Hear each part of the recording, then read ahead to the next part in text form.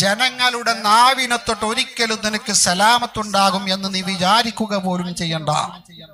ഒരിക്കലും നിനക്ക് മോചനമുണ്ടാകുമെന്ന് നീ വിശ്വസിക്കണ്ട. അത് മൗഢ്യമാണ്, വിശ്വസിക്കാൻ പാടില്ല.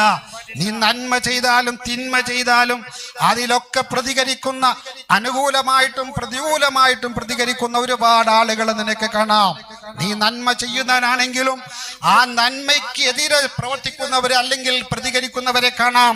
നീ തിന്മ ചെയ്യുന്നവനാണെങ്കിൽ അതിനെയും സപ്പോർട്ട് ചെയ്തുകൊണ്ട് സംസാരിക്കുന്നവരെ നിനക്ക് കാണാം, എതിർക്കുന്നവരെയും കാണാം. ഇങ്ങനെ ഏത് ചെയ്താലും അവിടെയൊക്കെ ജനങ്ങളുടെ നാവ് അതിനെ തൊട്ട് ഒരിക്കലും നിനക്ക് സലാമത്തുണ്ടാവുകയില്ല.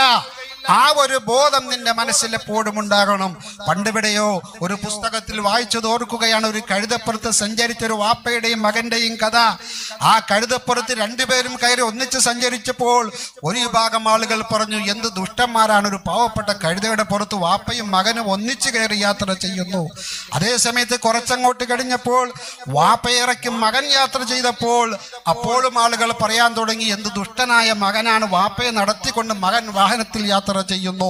കുറെ കഴിഞ്ഞപ്പോൾ ആ മകൻ ഇറങ്ങിയിട്ട് വാപ്പ വാഹനത്തിൽ കയറി കഴുതപ്പുറത്ത് കയറിയപ്പോൾ കുറെ ആളുകൾ പറയാൻ തുടങ്ങി, എന്ത് ദുഷ്ടനായ മകനാണ്, വാപ്പയെ നടത്തിക്കൊണ്ട് എന്ത് ദുഷ്ടനായ വാപ്പയാണ് മകനെ നടത്തിക്കൊണ്ട് വാപ്പ വാഹനത്തിൽ കയറി സഞ്ചരിക്കുകയാണ്.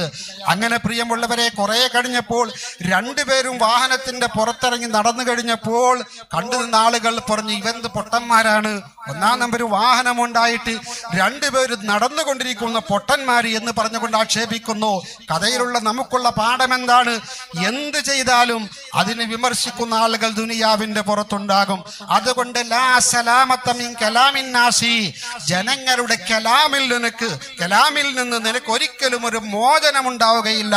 അതുകൊണ്ട് ജനങ്ങളുടെ കലാമിലേക്ക്, സംസാരത്തിലേക്ക്, വർത്തമാനങ്ങളിലേക്ക് മാത്രം നോക്കാതെ ആരംഭപ്പൂവായ റസൂലുള്ളാഹി സ്വല്ലല്ലാഹു അലൈഹി വസല്ലമ തങ്ങൾ നിനക്ക് പഠിപ്പിച്ചു തന്ന അവിടുത്തെ അനുയായികളും അതുപോലെ തന്നെ സഹാബികളും താബിഈങ്ങളും താബിഉകളും ഒക്കെ നിനക്ക് കാണിച്ചു തന്ന സൽപാന്താവ്, അതിൽ നിനക്ക് ശരിയായിട്ട് തോന്നുന്നത് നീ ഉൾക്കൊണ്ടുകൊണ്ട് ജനങ്ങളുടെ വാക്കുകളിലേക്ക് നോക്കാതെ നീ മുന്നേറി കഴിഞ്ഞാൽ നിനക്ക് സമാധാനം ലഭ്യമാകുന്നതാണ്, നിന്റെ മനസ്സിന് ശാന്തി ലഭിക്കുന്നതാണ് എന്നാണ് മഹത്വക്കളായ ആളുകൾ ഈ പറഞ്ഞതിന്റെ താല്പര്യം. എൻ്റെ പ്രിയമുള്ള സഹോദരന്മാരെ, അതുകൊണ്ട് ഭൗതിക ലോകത്ത് ഇതുപോലത്തെ ആത്മീയ മജ്‌ലിസുകളിലൂടെ നമുക്ക് മനസ്സിന്റെ സമാധാനം നേടിയെടുക്കാൻ കഴിയണം.